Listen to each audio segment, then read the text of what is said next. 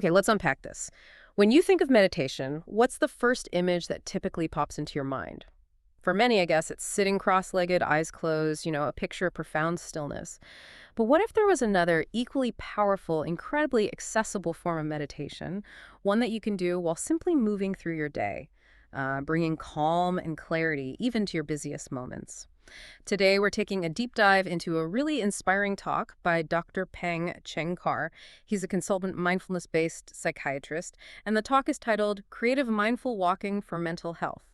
It was delivered at the Buddhist Gem Fellowship, and it offers a perspective we think you'll find, well, truly transformative. Yeah, what's particularly fascinating here is how Dr. Payne presents mindful walking. It's not just like an alternative to sitting meditation. It's actually a surprisingly versatile and profoundly beneficial practice for mental well-being.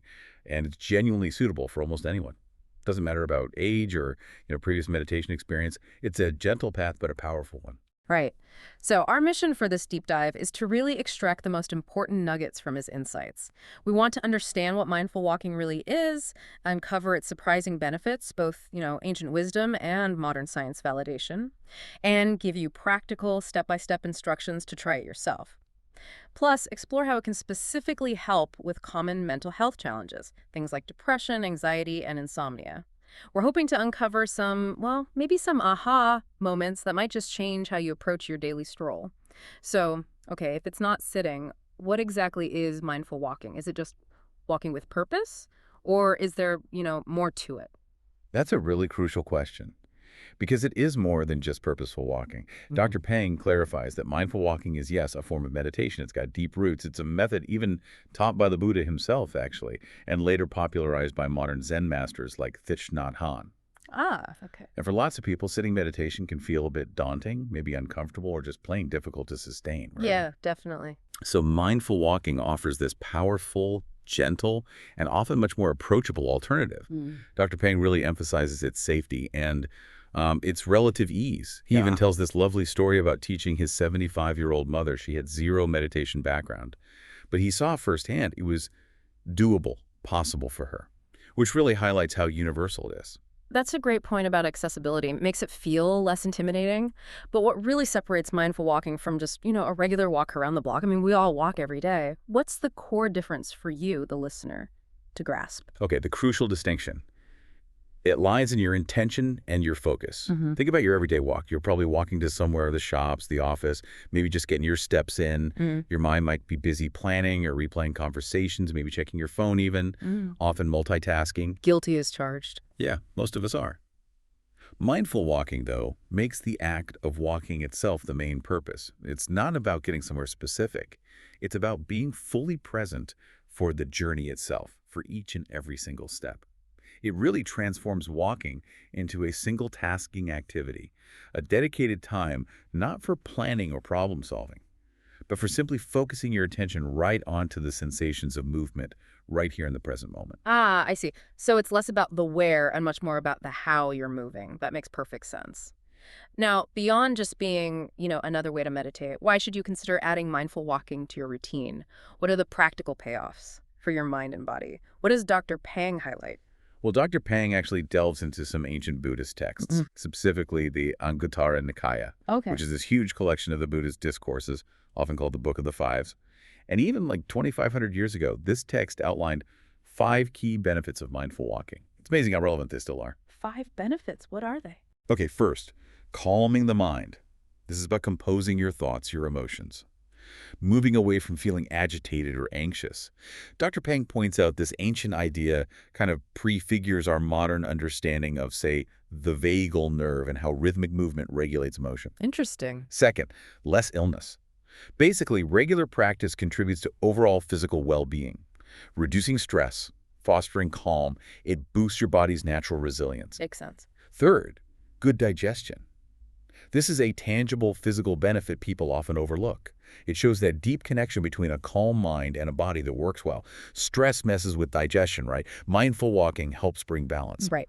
Okay. Fourth, better physical fitness, strengthening the body. This was obviously crucial back then. Monks walk huge distances. Dr. Pang even notes the origins of Shaolin Kung Fu relate to monks using movement to stay fit for their spiritual journeys. Oh, I didn't know that. And fifth, the ability to travel long distances for spiritual practice. This reflects that historical context. Monks, including the Buddha, covered vast territories like the size of modern Malaysia to share teachings. It speaks to the endurance developed. It's incredible that these insights are millennia old. But, the big question for many of us today is, does modern science actually back this up? Or is it more about faith? Yeah, and that's exactly what Dr. Pang addresses. And what's really remarkable is how thoroughly modern science does support these findings. Yeah. He mentioned there's an entire journal of mindfulness. So this isn't some niche thing. It's a serious field of scientific study. Oh, good to know. Specific studies, for instance, have shown that mindful walking significantly helped women with breast cancer. It led to better physical and emotional health, improving their coping mechanisms during a really tough time. That's powerful. And it's also been shown to improve attention and mood in senior citizens. Studies from places like the Netherlands show enhanced cognitive function, less rumination, better emotional states. So it clearly shows mindful walking isn't just, a spiritual thing. It's a scientifically validated tool for well-being and resilience. Okay, this is all offering such a compelling new perspective. I'm sold. So for those ready to try, how do we actually do it? How do we translate this into action? Give us the practical guide.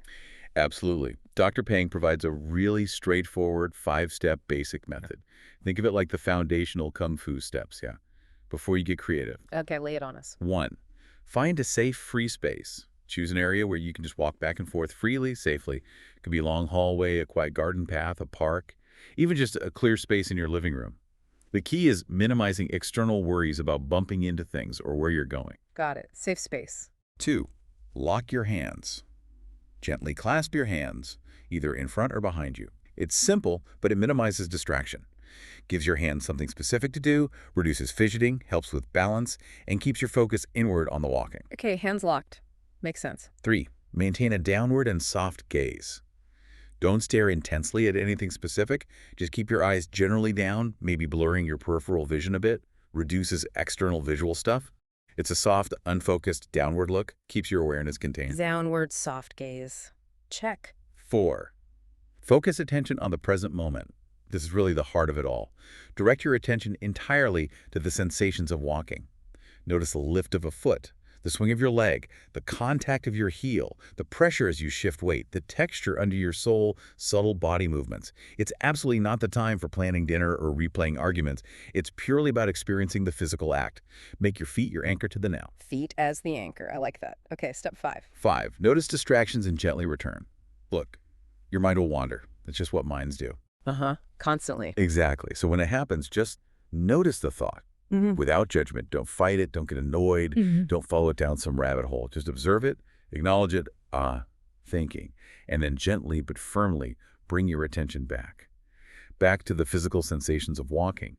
Dr. Pang uses the metaphor of letting it be or letting it go, like watching clouds drift by. You see them, but you don't climb on board. Okay, notice, acknowledge, gently return. No judgment. That letting it be idea is so important because I know for me, my mind immediately goes to my shopping list or some email I forgot. It's like a reflex. So when that happens, what's a good first step? Like really to bring that attention back without getting frustrated. That's super common. The key is that gently but firmly bit. When you notice the wandering, just acknowledge it. Maybe silently say, thinking, without any self-criticism. Then physically, maybe take a slightly deeper breath and consciously bring your awareness right down to your feet. Feel the very next step you take.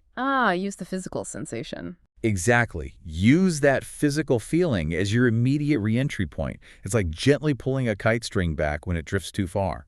Remember, the practice isn't about never having thoughts. It's about skillfully relating to them when they arise. And once you've got those basic steps down, that's where the really fun, creative part of Dr. Pang's creative mindful walking comes in. That's a great distinction. So, okay, beyond the basics, how do we get creative? How can you personalize this, deepen the practice? Right, so Dr. Pang offers several really nice variations and extensions. They make the practice more engaging, more potent, turns it from just exercise into something richer. Cool. Like what? Well, verbal anchors are really powerful. Tools to keep the mind focused. You could simply verbalize left, right, aloud, or silently matching each step. Simple enough. Or use meaningful phrases that resonate with you. Like Dr. Pang mentioned, present moment, present tendency. Maybe even mixing languages if that works for you. He even adapted a simple song himself. The lyrics go something like, we walk to the left, we walk to the right, and we walk, everything is all right. To the left, I let go. To the right, I don't know, with a smile on my face, rest here and now. That's lovely. Yeah, that kind of lyrical anchor can be incredibly helpful for, like, programming the mind. Gives it a gentle, positive mantra to come back to. Okay, verbal anchors. What else? And then there's imagination as an anchor. This is where the creativity really kicks in.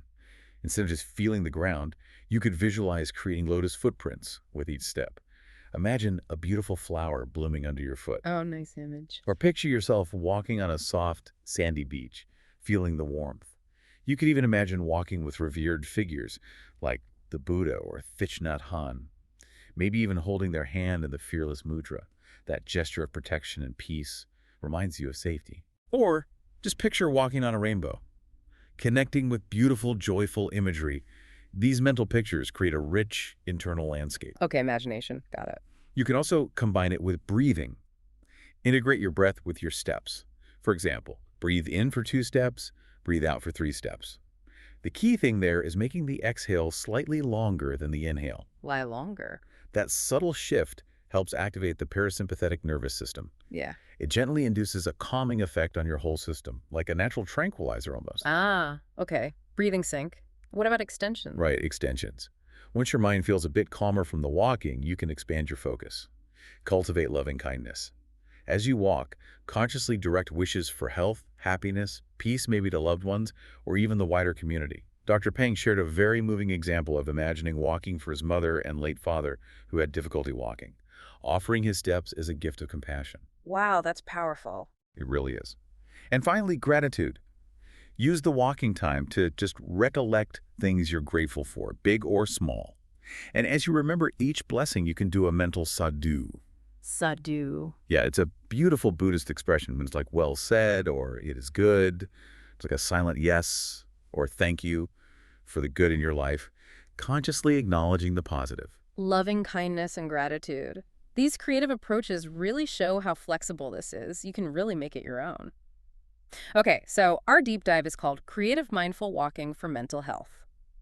How can this practice directly support you if you're grappling with specific conditions, like depression, anxiety, or insomnia? Yeah, this is where it gets very practical. Dr. Pang provides really valuable insights here. Yeah. He stresses it's a complementary tool, right?